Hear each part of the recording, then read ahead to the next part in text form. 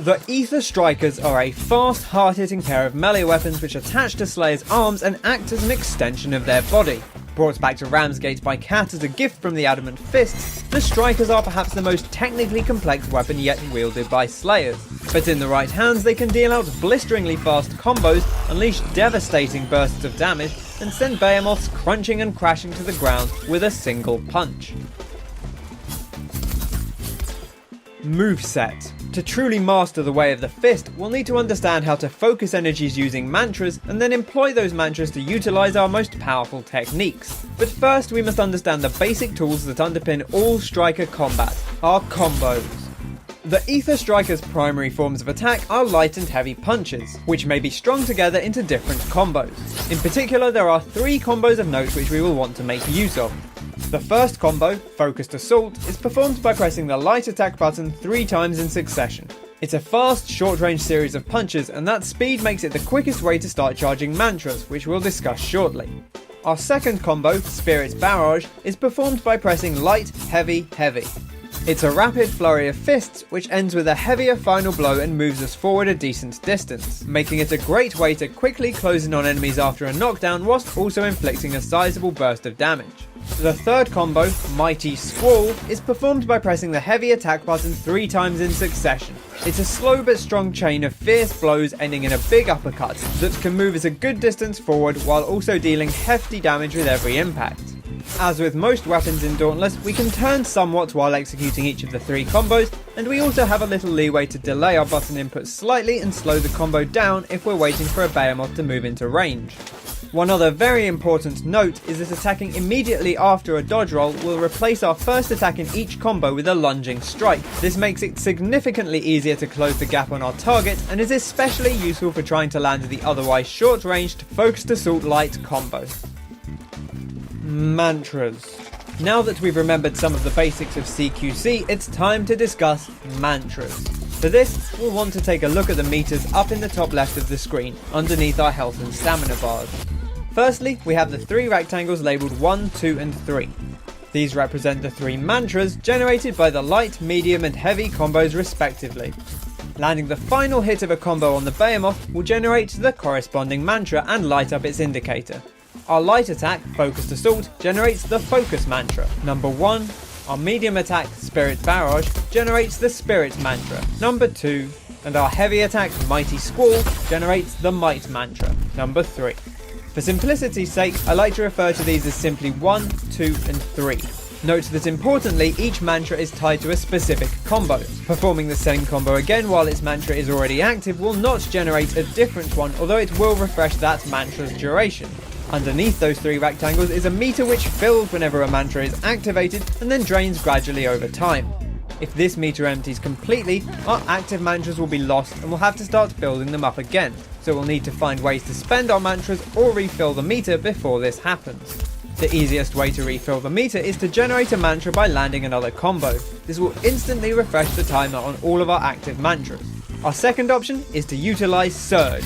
After activating a mantra, or spending mantras to use a technique, the left icon under the timer will light up. This indicates that we can tap the special button to use Surge, a dash attack which moves the Slayer quickly across the battlefield and damages any behemoth in its path. Surge is a great way to reposition our Slayer or chase down a behemoth, but it also refreshes the mantra timer upon use. We won't be able to surge a second time until we generate another mantra or use a technique. So if we're closing a long distance, it may be worth waiting to surge until our meter is almost empty. It's also a handy safety net if we miss a combo and are about to lose our already stored mantras. Techniques. Now that we understand how to generate and store mantras, it's time for the true power of the Aether Strikers to be unleashed, by consuming our stored mantras to perform techniques. Whenever we have one or more mantras active, the right icon under the mantra timer will be lit up and display an icon which indicates the current technique which holding the special button will activate. The technique used depends on how many mantras we currently have active. It doesn't matter which ones they are, only the total number of them that are lit up.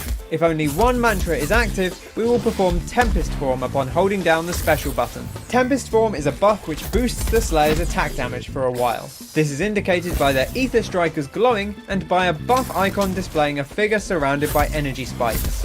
If 2 mantras are active, we will perform Karma Breaker, a high impact charge attack which deals heavy damage to behemoths and has the potential to stagger and interrupt them. Most importantly however, it also applies a long lasting debuff to the behemoth when struck, which deals damage over time.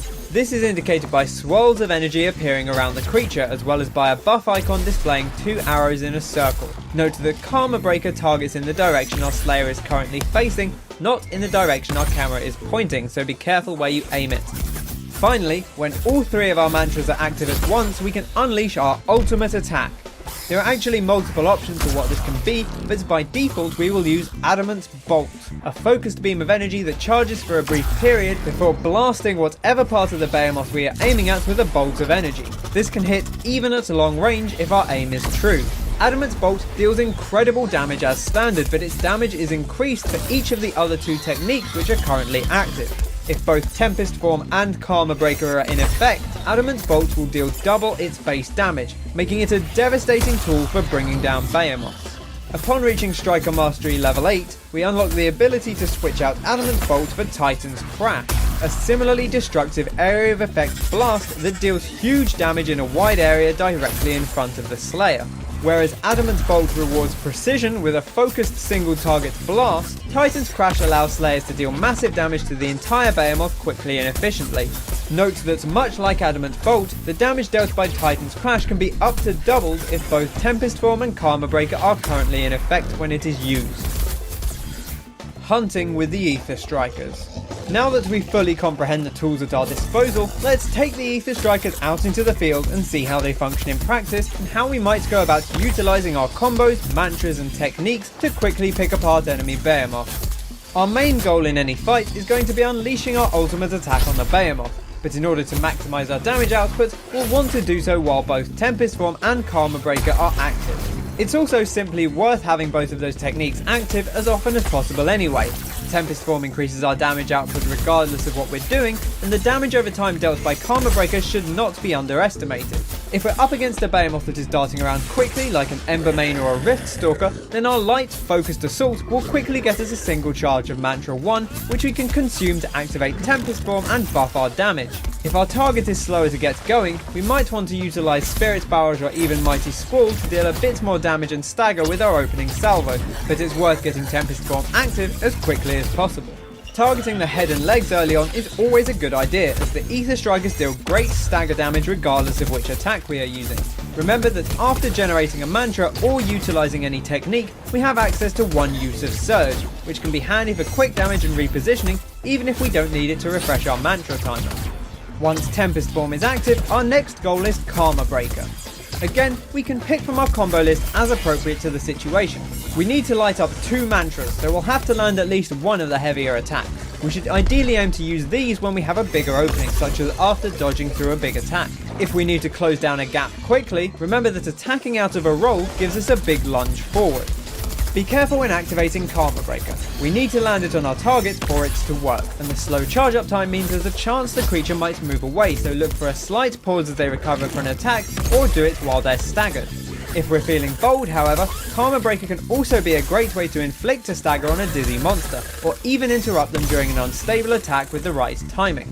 Once both of our standard techniques are active, we'll need to land all 3 combos in succession to pull off our chosen ultimate technique. Remember that if we need to extend the timer to do so, we can always use Surge, and if we're worried that we don't have enough time for Mighty Squall to land, we can quickly throw in a light or medium combo to refresh the duration, even if we've already generated that particular mantra. Our best bet to quickly generate all 3 mantras is to obtain a knockdown. Once the opponent is on the ground, we can quickly bash out all our remaining combos, and we also have an easy target for our ultimate. Focusing on the head for staggers is probably the quickest way to obtain a knockdown at the start of fights, but breaking parts can be handy later, and interrupts are a great solution for stopping the more agile behemoths in their tracks. When it comes to interrupting or booping, the Aether Strikers have an outstanding toolkit. The most obvious mode of interrupt is a simple heavy attack, though we'll have to be quite precise on the timing to avoid being knocked down at the same time. Note that because the standard heavy strikers are left hook, turning our Slayer ever so slightly to the right will put more of the hitbox in front of us, buying a tiny bit more leeway on our strikes. If the monster's attack is going to stop just short, or we need to close a gap quickly to boop, the rolling heavy attack has some good distance on it. It's a bit slower to come out, but it's fantastic for the likes of booping Riststalker when it attacks from the portal during the Umbral Bubble sequences. Perhaps my preferred choice of interrupt, however, is the Spirit Barrage. It requires a tiny bit more setup time to throw out the initial light punch beforehand, but those rapid fire heavy strikes are a huge long lasting hitbox in front of the Slayer that makes dealing with some of the more intimidating unstable attacks such as Pangar's Roll and Embermane's charges feel a lot safer and more consistent. After landing our ultimate attack, we should consider whether we have enough time left on Tempest Form and Karma Breaker's durations to go straight into building another ultimate. If we get a particularly good run of attacks in, it's perfectly possible to get 2 or even sometimes 3 ultimate attacks in within one rotation of the other 2 techniques, which will rapidly bring down even the toughest of opponents. Note that it's not essential to always follow the same routine of Tempest Form into Karma Breaker into Ultimate. Ideally, that will maximise our damage output, especially if we can hit multiple ultimates before repeating the sequence, but if we get mixed up or miscalculate timings and end up doing things in another order or using an ultimate without either other technique active, we're still going to be dealing great damage to the behemoth.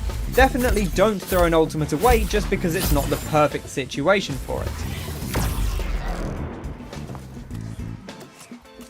Builds and perks. That's pretty much everything covered when it comes to hunting with the Aether Strikers, but there's one final topic to consider: our builds. We have to determine which ultimate's technique, which mod, and which perks we want to outfit our striker set with. Ultimately, this will come down to personal preference, but I'll offer up a few of my personal feelings to get you started. The ultimate techniques are reasonably equivalent in their damage potential. Adamant's Bolt is much better suited to focusing on damaging specific parts and hitting monsters that are liable to run long distances away, but it requires careful precision, and being off targets by even just a few inches will waste the entire ultimate. Conversely, Titan's Crash is slightly faster to come out and much easier to hit, but it isn't as good at helping you target specific parts breaks, and if the behemoth runs across the arena, you might not be able to catch up and unleash it before your mantras run out. Of the two, I find Titan's Crash a little more all-purpose, but Adamant Bolt is great if I'm after a certain part break for materials and I just enjoy the feeling of using it a little bit more. Ultimately, I tend to alternate between the two depending on which behemoth I'm facing. As for mods, we have 3 at our disposal.